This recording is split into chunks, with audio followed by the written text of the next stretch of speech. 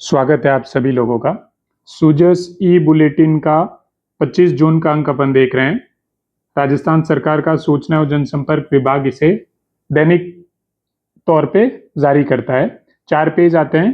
Rajasthan current affairs के लिए इतना सफिशिएंट है। चलिए शुरुआत करते हैं। तो देखो, एक हील इन राजस्थान पॉलिसी नीति के बारे में बात हुई है। इलाज भी, विश्वास भी और विकास भी, ऐसी बात सरकार कर रही है। क्या है ये नीति, उसके बारे में बात करते हैं। तो हील इन राजस्थान नीति 2025 में प्रदेश को एमवीटी मेडिकल वैल्यू ट्रेवल के क्षेत्र में राष्ट्रीय नहीं अंतर्राष्ट्रीय स्तर पर पहचान दिलाने के लिए प्रयास किए जा रहे हैं। ठीक है, यानी मेडिकल टूरिज्म का हब बनाना चाह रहे हैं राजस्थान को। इसके लिए हील इन राजस्थान नीति 2025 लाई गई थी। ठीक है, उसके बारे में क्या क्या चीजें अपन को ध्यान रखनी है। तो मेडिकल वैल्यू ट्रेवल के क्षेत्र में राजस्थान को आगे बढ़ाने के प्रयास किए जा रहे हैं। राजस्थान को मेडिकल टूरिज्म हब बनाने के प्रयास हो रहे हैं। मुख्यमंत्री जी ने एक और बात बोली है कि राजस्थान केवल पर्यटन की दृष्टि से नहीं बल्कि गुणवत्तापूर्ण और किफायती स्वास्थ्य सेवाओं के क्षेत्र में भी देश का अग्रणी राज्य बने, ऐसा हमारा लक्ष्य है। तो हील इन राजस्थान को ध्यान रखना है क्या है। तो मेडिकल वैल्यू ट्रेवल के क्षेत्र में राजस्थान को आगे बढ़ाने के लिए जो हील इन राजस्थान नीति 2025 थी उसे लाया गया है। ठीक है, विश्व स्तरीय उपचार प्राप्त कर सकेंगे, चिकित्सा और पर्यटन के इस अनूठे संगम के रूप में देखा जा रहा है हील इन राजस्थान पॉलिसी को। एक आयुष प्रणालियों का जिक्र हो रखा है। तो आपको पता होना चाहिए कि आयुष प्रणालियां होती क्या है। A for Ayurveda, Y for yoga और naturopathy, U for Unani, S for Siddha और एच फॉर होम्योपैथी। इनके बारे में बात होती है। फिर से डिजिटल हेल्थ इकोसिस्टम से मरीजों को सुविधा मिलेगी। वही हील इन राजस्थान के MVT portal, medical value travel portal, और एक मोबाइल एप्लीकेशन भी लॉन्च किया गया जिसमें telemedicine, tele consultation, digital diagnostic, ये सारी की सारी चीजें लेके आए। बहुभाषी पोर्टल भी बनाया गया है ताकि अलग अलग भाषाओं में लोगों को उनके स्वास्थ्य से संबंधित जानकारी मिल सके। ठीक है, एक संस्थागत तंत्र विकसित कर रही है सरकार, ये बात भी बोला है। और मेडिकल के क्षेत्र में निवेश को भी प्रोत्साहन देने के लिए ये नीति काम कर रही है। ठीक है, तो हील इन राजस्थान नीति के बारे में इतनी चीजें अपन को पता होनी चाहिए थी। ठीक है, चलो अगली न्यूज की तरफ बढ़ते हैं। अगली न्यूज में कल के सूजस में भी अपन ने देखा था कि जयपुर में जो मेट्रो फेज 2 है उसके लिए मोदी जी आएंगे। तो वो 4 जुलाई को आ रहे हैं अब राजस्थान में। एक तो पचपदरा रिफाइनरी का उद्घाटन बाकी है और एक मेट्रो फेज 2 का। ठीक है, तो कब आ रहे हैं? 4 जुलाई को। कहाँ? बालोतरा। बालोतरा क्यों? क्योंकि पचपदरा रिफाइनरी है, उसका उद्घाटन करना। रिफाइनरी कहाँ है? बालोतरा में। ठीक है, तो एक तो जयपुर मेट्रो फेज 2 का शिलान्यास करना है और एक पचपदरा रिफाइनरी का उद्घाटन कर रहा है। इसके साथ मोदी जी जिन लोगों को अभी जॉब मिला यानी सरकारी नौकरी मिली है उनको नियुक्ति पत्र भी देंगे। और ये नियुक्ति पत्र वर्चुअल माध्यम से सब जगहों पे, अलग अलग जिला स्तर, पंचायत स्तर, सब जगह पे प्रोग्राम किए जाएंगे और वहां से वर्चुअली जोड़ा जाएगा। ठीक है, तो इतना ध्यान रखना है। बाकी आपको पता ही है कि रिफाइनरी है वो एचपीसीएल और राजस्थान सरकार के बीच का वेंचर है। जयपुर मेट्रो फेज 2 के शिलान्यास सहित विभिन्न विकास कार्यों को सौगातें मिलेगी। ग्राम पंचायत से लेकर जिला स्तर पर कार्यक्रम होंगे। ये कार्यक्रम वो नियुक्ति के लिए होंगे। रिफाइनरी परिसर में सुरक्षा और निगरानी बढ़ाई गई है क्योंकि कुछ समय पहले मोदी जी आके करने वाले थे, लेकिन रिफाइनरी में आग लगने की वजह से उस प्रोग्राम को पोस्टपोन कर दिया गया और अब ये प्रोग्राम 4 जुलाई को रखा गया है। ठीक है, इतनी बातें यहां से ध्यान रखनी थी। फिर देखो, एक पोस्टर आया, जनजाति कल्याण एवं सशक्तिकरण के लिए जो धरती आबा जन भागीदारी अभियान है उसमें राजस्थान फर्स्ट रैंक पर है। ध्यान रखना कि धरती आबा जन भागीदारी अभियान, इसके तहत फर्स्ट रैंक है राजस्थान की। जनजातीय गौरव को नई पहचान। तो इस पोस्टर का ध्यान रखना। थोड़े से टाइम में भी देखना, अगले सप्ताह भर में आपको जो सूजस के क्वेश्चन आते हैं उनमें ये वाला क्वेश्चन मिल जाएगा। तो धरती आबा जन भागीदारी अभियान के अंतर्गत राजस्थान की क्या है? फर्स्ट रैंक है। ठीक है, चलिए आगे बढ़ते हैं। फिर देखो, लोकतंत्र सेनानियों की पेंशन को लेकर कुछ घोषणाएं हुई है। पहले पेंशन होती थी 20,000 रुपए मासिक लोकतंत्र सेनानियों को, अब वो 25,000 कर दिया है। और चिकित्सा सहायता पहले 4,000 रुपए मिल रही थी, अब उसे 5,000 रुपए कर दिया है। तो दोनों चीजें ध्यान रखनी है। चिकित्सा सहायता आप 5,000 और पेंशन कर दिए 25,000। ठीक है, 20,000 की जगह 25,000 कर दी, और 4 मासिक चिकित्सा सहायता ये मंथली दिए जा रहे हैं। ठीक है, वो 4,000 की जगह 5,000 रुपए कर दी गई है। फिर उप मुख्यमंत्री प्रेमचंद जी बेरवा ने पीटीईटी का परिणाम घोषित किया है। एग्जाम के पॉइंट ऑफ व्यू से काम की चीज नहीं है, लेकिन सुजस में आया है तो बस इतना ध्यान रख लो कि राजस्थान में 944 बीएड कॉलेज है और 600 में से 509 अंक लाने वाले एक तो भरतपुर के कार्तिक कुमार गर्ग और एक चुरू के जयप्रकाश बिस्सू, इनको फर्स्ट रैंक मिली है। नहीं पूछा जाता, लेकिन रेयर केस में एक बार शायद नीट के टॉपर का एग्जाम में पूछ लिया गया था, तो सुजस में आया है तो ध्यान रख सकते हैं कि भरतपुर से कार्तिक कुमार गर्ग और चुरू से जयप्रकाश बिस्सू है जिन्होंने पीटीईटी के एग्जाम में फर्स्ट रैंक हासिल किया।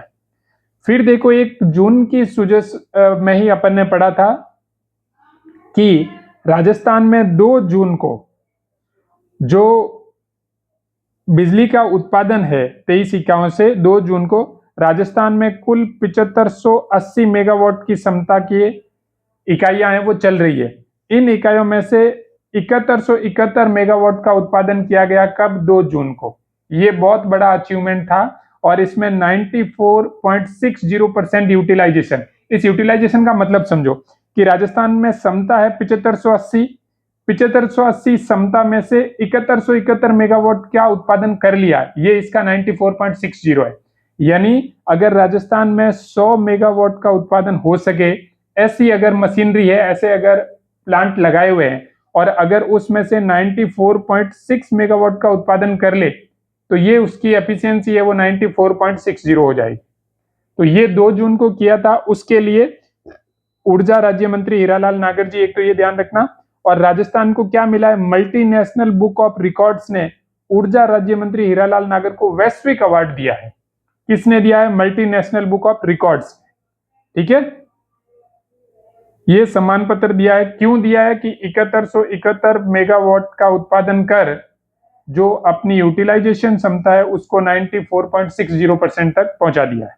इसके लिए ये चीज आपको ध्यान रखनी थी। 7580 मेगावाट का है, 23 इकाइयों ने 2 जून 2026 को 7171 मेगावाट का उत्पादन करके 94.60 यूटिलाइजेशन तक पहुंचा दिया।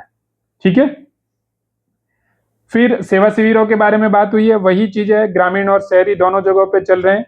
12 जून से लेके 15 जुलाई तक ये चलेंगे।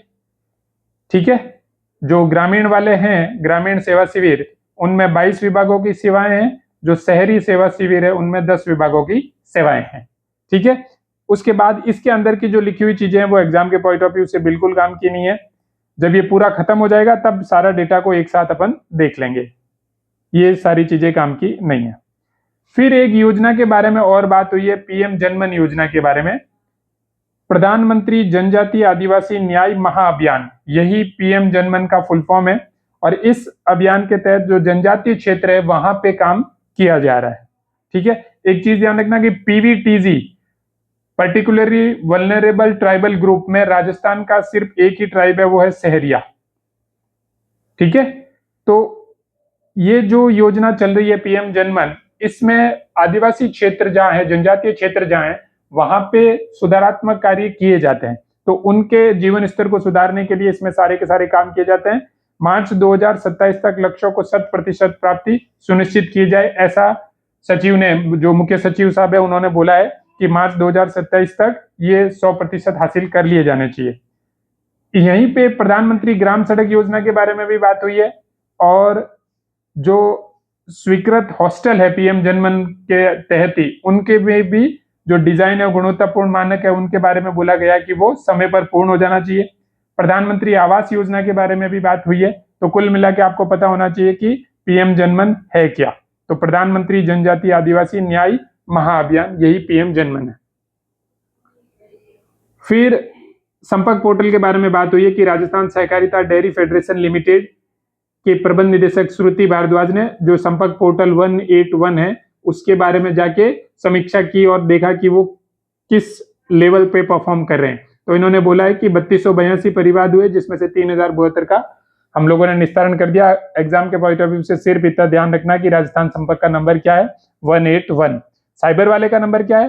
साइबर का नंबर है 1930 और संपर्क का नंबर है 181। चलिए अब आ जाते हैं क्वेश्चन पे। पहला क्वेश्चन है कि संयुक्त राष्ट्र संघ द्वारा 21 जून को अंतर्राष्ट्रीय योग दिवस के रूप में घोषित कराने की पहल प्रधानमंत्री नरेंद्र मोदी ने संयुक्त राष्ट्र महासभा में किस वर्ष की थी?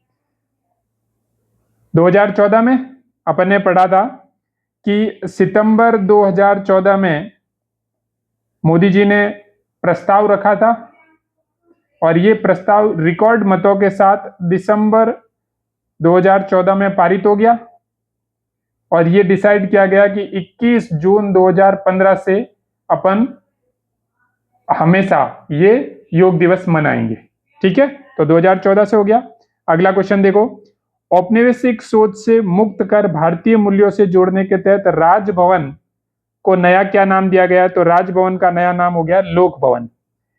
ये नामों में बदलाव किया गया है ताकि जो औपनिवेशिक सोच है उसको बदला जा सके, उस पर कुठाराघात किया जा सके। क्या क्या बदला है? तो एक तो पीएमओ का नाम क्या कर दिया गया है? सेवा तीर्थ। एक राजस्थान में माउंट आबू का नाम कर दिया गया है आबूराज। ये भी आप ध्यान रख लो, माउंट आबू का क्या नाम कर दिया है? आबूराज। चलिए अगला क्वेश्चन देखिए, सिरोही के आबूराज में कौन सी झील स्थित है? तो सिरोही के आबूराज में नक्की झील स्थित है। अब ये देखो, आबूराज का नाम आ ही गया, ये माउंट आबू का नाम अब क्या कर दिया गया है? आबू राज कर दिया गया है। ठीक है, चलिए आगे। यहां पे क्या हुआ था सिरोही में? तो सिरोही में क्या हुआ था, जो योग दिवस के कार्यक्रम थे राजस्थान वाले, वो कहां हुए थे? सिरोही में। और केंद्र सरकार वाले कहां हुए थे? कोलकाता में। ठीक है, अगला क्वेश्चन देखो। अगले क्वेश्चन में कि हाल ही में 21 जून 2026 को केंद्रीय रेल मंत्री अश्विनी वैष्णव और मुख्यमंत्री भजनलाल शर्मा ने राजस्थान के किस स्टेशन से जयपुर दरभंगा अमृत भारत एक्सप्रेस का शुभारंभ किया? तो ये इन्होंने किया है खातीपुरा रेलवे स्टेशन से। ये ट्रेन जयपुर से दरभंगा, दरभंगा बिहार में है, वहां तक चलेगी। ठीक है, और खातीपुरा रेलवे स्टेशन पे भी एक मेंटेनेंस के लिए बड़ा डिपो बनेगा, जिससे सारे टाइप की ट्रेनों का मेंटेनेंस वहां पे हो सकेगा। आगे वाला क्वेश्चन देखो। आगे क्वेश्चन है कि पंचगौरव योजना में एक जिला एक उपज के तहत उदयपुर जिले की उपज कौन सी है? तो उदयपुर जिले की उपज है वो है सीताफल। मैं आपको उदयपुर जिले की पांचों चीजें बता देता हूं। तो उदयपुर जिले की उपज है वो तो है सीताफल, वनस्पतिक प्रजाति है महुआ, उत्पाद है वो है मार्बल व ग्रेनाइट के उत्पाद, मार्बल व ग्रेनाइट के उत्पाद, पर्यटन स्थल फतेह सागर और पिछोला, फतेह सागर एवं पिछोला दोनों जिले हैं, पिछोला झील, और खेल है वो है तैराकी। वापस देखो, उपज सीताफल, वनस्पतिक प्रजाति महुआ, उत्पाद मार्बल एवं ग्रेनाइट के उत्पाद, पर्यटन स्थल है फतेह सागर एवं पिछोला झील, और खेल है तैराकी। चलिए मिलते हैं अगले वीडियो में, तब तक के लिए धन्यवाद।